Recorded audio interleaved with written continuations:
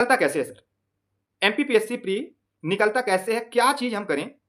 किस प्रकार से हम रणनीति अपनाएँ? क्या अप्रोच अपनाएँ सर? हमने तो हर एक चीज़ कर लिया है। हमसे जितना हो सकता था हमने हर एक चीज़ कर लिया, पूरी मेहनत कर ली, पूरी शॉर्ट नोट्स बना लिए, हर एक चीज़ कर ली। लेकिन फिर भी आज तक हमारा प्री नहीं निकला। गलती कहाँ हो रही? एमपीपीएससी प्री निकलता है सिर्फ़ 5 चीज़ों से और मैं 5 चीज़ अभी आपको बताऊँगा। क्या करना है? किस हिसाब से करना है? और किस तरीके से करना है? अगर बाय स्टेप अगर आप फॉलो कर रहे हो, कोई भी किसी भी व्यक्ति का प्री नहीं रुक सकता, ये मैं दावा से गारंटी से बोल सकता हूँ। नमस्कार, आज हम लोग बात करने वाले हैं एमपीपीएससी प्री जो आपका प्री अप्रैल में होने वाला है। बहुत सारे विद्यार्थियों को मैसेज आता है कि सर प्री हमारे लिए चैलेंजिंग बन चुका है। प्री तो ज़िंदगी का तमाशा बना दिया है। प्री ही नहीं निकल रहा है 5 साल, 6 साल, 7 साल से। क्या पढ़ूँ? हर साल पढ़ के जा रहा हूँ फिर भी प्री नहीं निकल रहा है। कितना भी पढ़ ले जा रहा हूँ 1-2 नंबर से प्री रुक जा रहा है। कोचिंग ज्वाइन कर ली, मेंटरशिप ज्वाइन कर ली, हर एक चीज़ ज्वाइन कर लिया, लेकिन फिर भी मुझे ये नहीं पता है कि प्री कैसे निकलेगा। अगर आपके दिमाग में ये डाउट है, आपका अगर 4 वर्ष, 5 वर्ष, 6 वर्ष या फिर आप लंबे समय से तैयारी कर रहे हो और आपका प्रीलिम्स नहीं निकल रहा है, तो ये वीडियो शुरू से लेके लास्ट तक देखना। चीज़ें आपकी पूरी आपको आपके दिमाग में छपती चली जाएँगी और आपको समझ में आ जाएगा कि मेरी गलती कहाँ हो रही थी। क्योंकि विद्यार्थी को गलती अगर मिल जाए कि मेरी गलती कहाँ हो रही है, मैं कहाँ बार-बार गलती कर रहा हूँ, जिस वजह से मैं डिस्क्वालीफाई हो रहा हूँ, अगर उसकी गलती पता चल जाए, तो वो एग्ज़ाम क्या कर लेगा, पकड़ ली जाएगा। उसकी अप्रोच उसको समझ में आ जाएगा। दूसरी चीज़, क्या पढ़ना है, कितना पढ़ना है, क्यों पढ़ना है और कहाँ से पढ़ना है। अगर ये भी चीज़ें अगर विद्यार्थी को समझ में आ जाए, तो भी चीज़ें क्या है, साधारण बनती हुई चली जाती हैं और एग्ज़ाम में प्री में उतना दिक्कत नहीं जाता। अब तो नेगेटिव मार्किंग भी है। तो आज हम बात करने वाले हैं कि प्रीलिम्स को कैसे क्रैक करें। क्योंकि एमपीपीएससी भी इतना मुश्किल क्यों लगता है हमको? पढ़ते तो सब हैं, मेहनत भी सब करते हैं, फिर भी हर साल हज़ारों बच्चे यहीं अटक जाते हैं, प्री ही नहीं निकलता। कैसे प्री को क्लियर करना है? कहाँ हमारी गलती हो रही? क्या गलती नहीं करना है? किस-किस प्रकार से रणनीति हर साल मैंने अपनी रणनीति चेंज किया, लेकिन फिर भी प्री नहीं निकला। ऐसे बच्चों के मैसेज आते हैं, ठीक है ना? कोर्स अगर देखोगे तो 60,000 का कोर्स लेके रखें। कोर्स देखोगे तो बड़ी-बड़ी कोचिंग का कोर्स लेके रखें। लेकिन उनको यही नहीं पता कि उनकी गलती कहाँ है भाई। तो इस वीडियो में मैं शुरू से लेके लास्ट तक देखोगे तो हर एक चीज़ एक-एक पॉइंट से आपको बताऊँगा कि क्या गलती होती है आपके आप में क्या गलती आप करते हो? कहाँ पास गलती करते हो और कितनी गलती करते हो जिसकी वजह से प्री नहीं निकलता? और अब नेगेटिव मार्किंग भी आ गई है। चलिए हम अपने क्लास को स्टार्ट करते हैं। पार्ट 1 सच क्या है? सबसे पहले एक कड़वा सच समझ लो कि एमपीपीएससी प्री नॉलेज का नहीं, एक रणनीति का एग्जाम, ठीक है? इसमें आपका नॉलेज नहीं देखा जाता कि आपके पास कितना नॉलेज है। नॉलेज अगर आपको दिखाना है तो मेंस में दिखाओ। प्री क्या है? प्री एक जो एग्जाम है, ये छँटने का एग्जाम है। प्री से आप छँटे जाओगे और मेंस में पहुँचोगे। जो प्री को मेंस समझ के पढ़ता है वही सबसे पहले बाहर होता है। प्री को मेंस समझ के नहीं पढ़ना है, ठीक है? मेंस को अगर अगर प्री को आप मेंस समझ के पढ़ रहे हो, प्री का जो डाटा है, प्री का जो फैक्ट है, उसको अगर मेंस समझ रहे हो, ठीक है? कि हर एक डायमेंशन कवर करना है, हर एक चीज़ पढ़ना है, तो आप पहले ही बाहर हो, ठीक है? मेंस को प्री समझ के पढ़ सकते हो कि मान लो आपका मेंस है, मेंस के हिसाब आप पढ़ रहे हो, उसको प्री समझ के अगर आप पढ़ रहे हो, आपकी अप्रोच ऐसी है, तो आपका प्री निकल जाएगा। लेकिन अगर प्री को मेंस समझ के पढ़ोगे, कभी एग्जाम नहीं निकाल पाओगे। मैं जो चीज़ बता रहा हूँ ये लगातार मुझे 10-11 वर्षों का अनुभव और लगातार जो मैं विद्यार्थियों को मॉनिटरिंग प्रोग्राम या मेंटरशिप प्रोग्राम जो देता हूँ और बहुत सारे विद्यार्थी जो सेलेक्ट होते हैं, उस बेसिस में बता रहा हूँ और जो थोड़ा बहुत मुझे जो अनुभव है, इस बेसिस में चीज़ें मैं आपको बता रहा हूँ।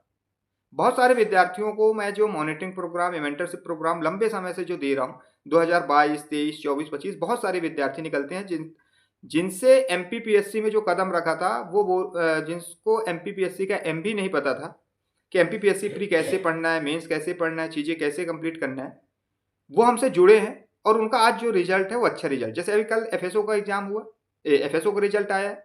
एफएसओ के रिजल्ट में जो मेंटरशिप में प्रोग्राम दे रहा था उसमें 9 विद्यार्थियों का इंटरव्यू कॉल हुआ है। मैं क्यों बता रहा हूँ ये चीज़? क्योंकि मैं यहाँ पास कोई क्लास नहीं देता हूँ आपको, यहाँ पास मैं दिशा देता हूँ।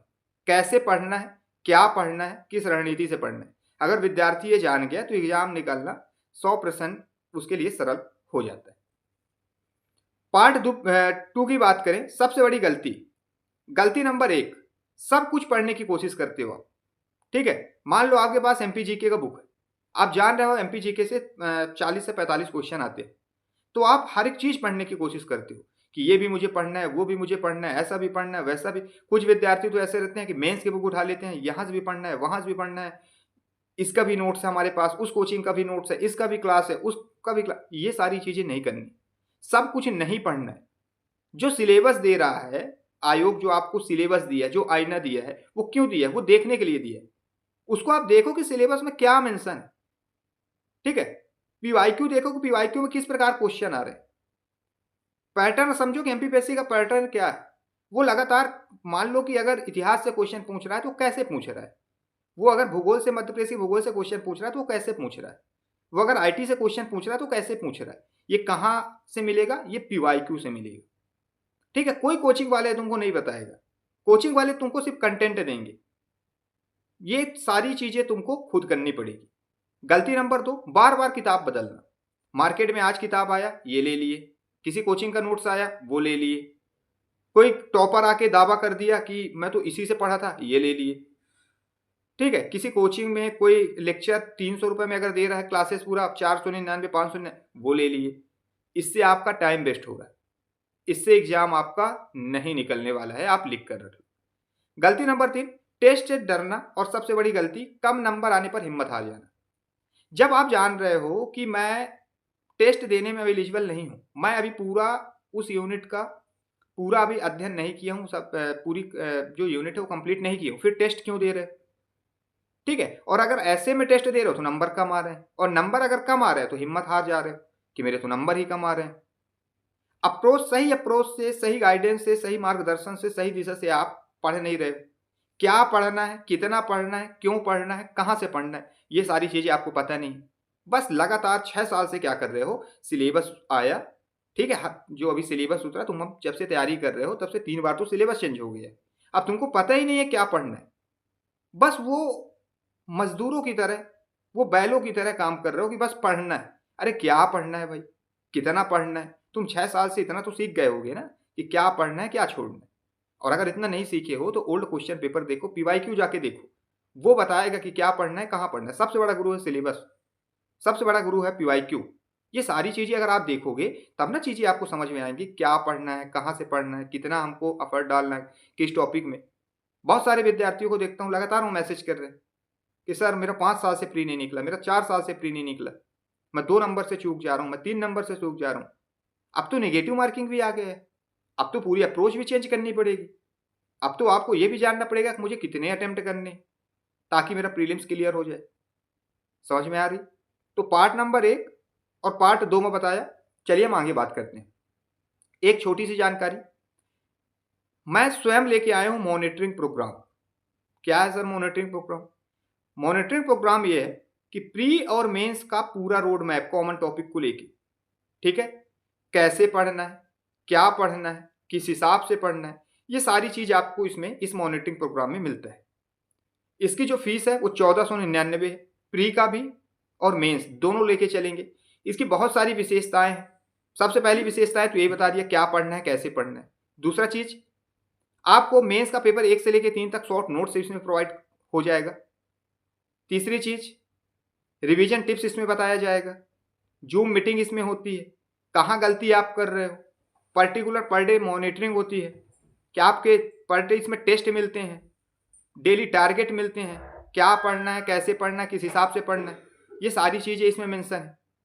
ठीक है, हफ्ते में 1 दिन जूम मीटिंग होती है। और सबसे बड़ी विशेषता है, जो आप कोर्स लेके रखे हो ना, आपका मेंटर फोन नहीं उठाता है। जो आपका मेंटोरशिप आप लिए हो उसमें फोन नहीं उठाता। इसमें पर्टिकुलर मेरा नंबर आपको दिया जाएगा और आप 24 घंटे में किसी भी टाइम आप मेरे से बात कर सकते हो, जो भी इसमें दिक्कत हो। तो इस मॉनिटरिंग प्रोग्राम की सबसे बड़ी विशेषता है, इसमें आपको कोर्स नहीं मिलेंगे, इसमें आपको वीडियो लेक्चर नहीं मिलेंगे, लेकिन हाँ इसमें जो चीज़ मिलेगा, जैसे आपके पास अलग अलग कोचिंग के पूरे सब्सक्रिप्शन है, पूरे नोट्स हैं, हर एक चीज़ है, लेकिन फिर भी विद्यार्थी परेशान है कहाँ से स्टार्ट करूँ मैं, क्या पढ़ना है मुझे, कैसे पढ़ना है मुझे।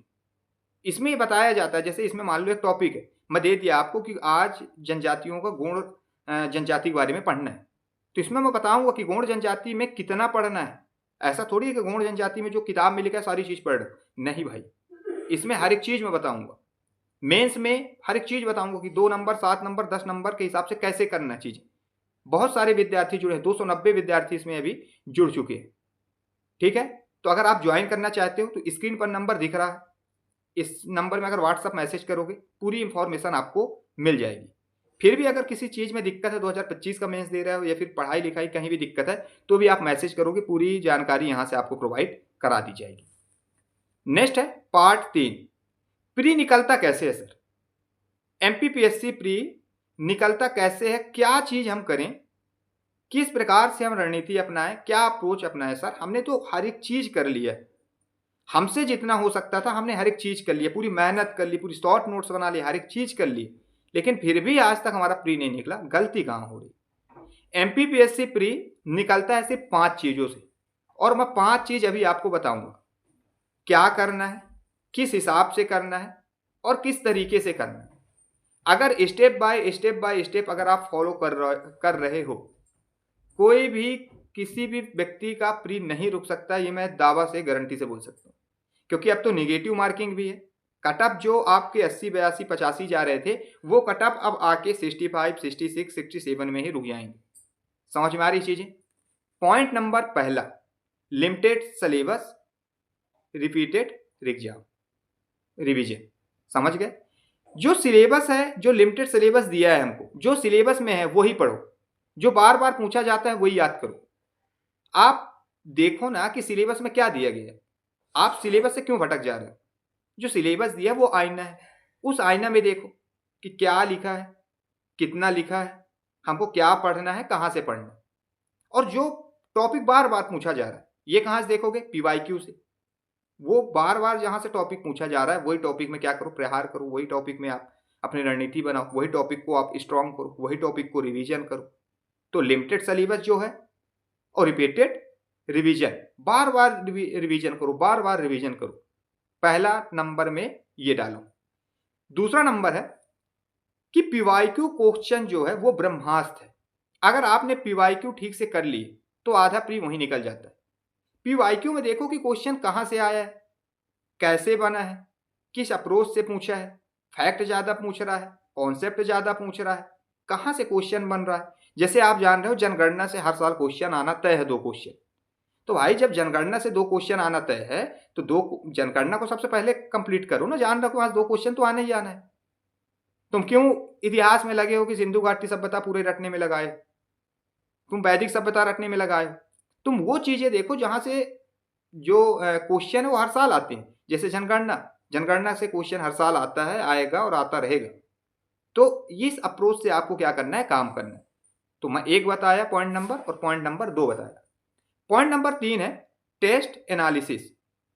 इसमें बिना बहाना की, नंबर कम आए तो घबराओ मत।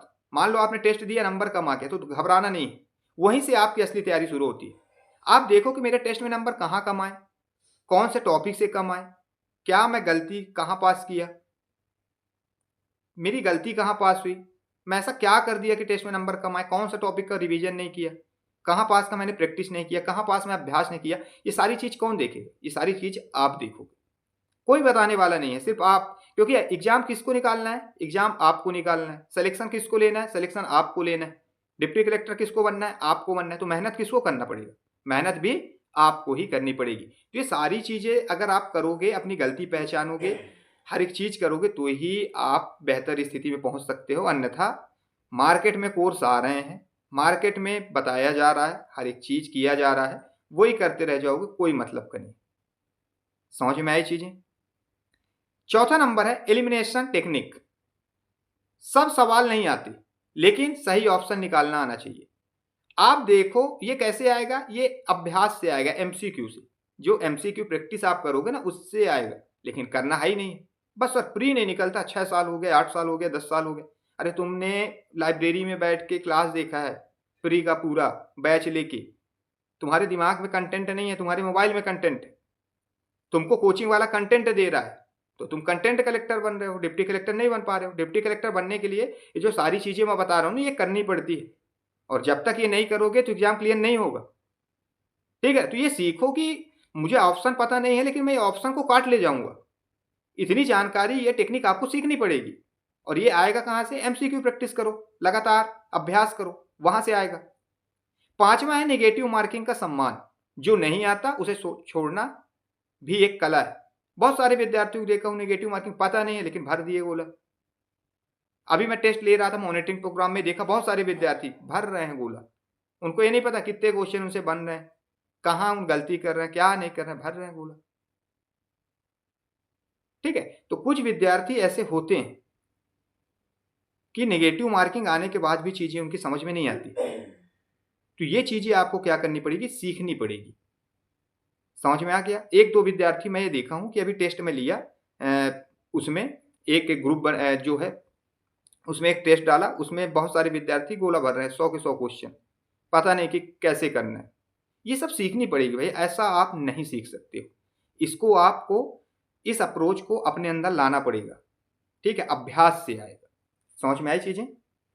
पार्ट 4 पे बात करते हैं, टॉपर और फेल होने वालों में क्या फर्क होता है। जिसका लगातार प्रीलिम्स निकल रहा है, जो लगातार प्रीलिम्स निकाल रहा है, एक विद्यार्थी वो और एक विद्यार्थी वो जो लगातार प्री में फेल हो रहा है, क्या अंतर होता है? जो बच्चा प्री निकालता है और जो बार बार अटक जाता है, दोनों उतना ही पढ़ते हैं, कोई फर्क नहीं होता। वो भी उतना ही पढ़ता है, वो भी, क्योंकि जैसे मैं मॉनिटरिंग प्रोग्राम चला रहा हूं। अब मॉनिटरिंग प्रोग्राम में मान लो कि 300 बच्चे जुड़े हुए हैं, तो 300 का जो स्तर है वो सेम तो नहीं है, क्योंकि जो टारगेट मैं दे रहा हूं उस 300 में कुछ बच्चे पूरे टारगेट टाइम पे कंप्लीट कर रहे हैं, कुछ प्रॉपर तरीके से शॉर्ट नोट्स बना रहे हैं, कुछ प्रॉपर तरीके से रिवीजन कर रहे हैं, लेकिन सब विद्यार्थी तो नहीं कर रहे हैं। और जो विद्यार्थी नहीं कर रहे हैं वो तो 100% फेल होंगे। ठीक है, मैं दिशा दे सकता हूं, मैं मार्गदर्शक दे सकता हूं, मार्गदर्शन दे सकता हूं, मैं चीजें बता सकता हूं कि कैसे करना है। मैं घोल के नहीं पिला सकता कि ऐसा मैं घोल के बना दूं और आप पी लो, ऐसा नहीं होगा।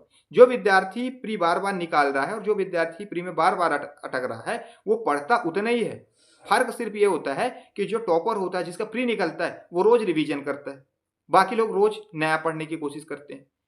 जिसका बार बार प्री निकल रहा है वो एक बुक को 10 बार पढ़ता है, और जिनका अटक रहा है वो 10 बुक को एक एक बार पढ़ते हैं। ये जो छोटी छोटी जो सिली मिस्टेक है, इन पे काम करना पड़ेगा। ठीक है, समझ में आ रही चीजें? तो ये सारी चीजें आपको समझनी पड़ेगी। पार्ट नंबर 5, कोई रॉकेट साइंस नहीं है एमपीपीएससी प्री निकालना, लेकिन बिना सही दिशा के ये पहाड़ जरूर लगने लगता है। मेहनत कम नहीं करो, मेहनत सही जगह पे करो। ठीक है, मैं ये भी आपको पता होना चाहिए कि हमको कहाँ मेहनत करना है।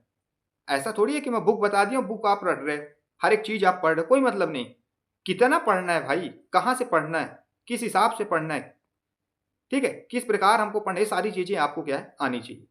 अगर आपके अंदर ये सारी चीजें आ गई तो एग्जाम निकाल लोगे।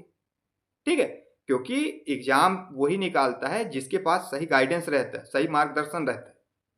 बुक पढ़ के अगर आप एग्जाम निकाल लेते तो हर एक स्टूडेंट के पास बुक है, कंटेंट है, फिर सबका प्री थोड़ी निकलता है। सबका प्री कहाँ निकलता है, बताओ मुझे?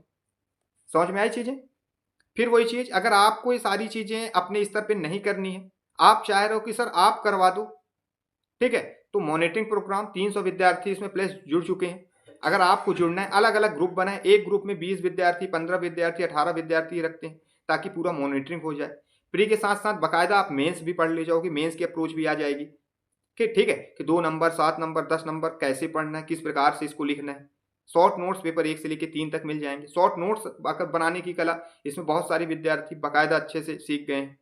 ठीक है, कैसे पढ़ना है, किस प्रकार पढ़ना है, क्या चीज छोड़ना है हमको, ये सारी चीजें पूरी इस प्रोग्राम की विशेषताएं हैं। फिर भी अगर आपको अधिक जानकारी चाहिए तो स्क्रीन पर नंबर दिख रहा है, आप संपर्क कर सकते हो। ठीक है, थैंक यू। मिलते हैं नेक्स्ट वीडियो में, तब तक के लिए जय हिंद, जय भारत, वंदे मातरम।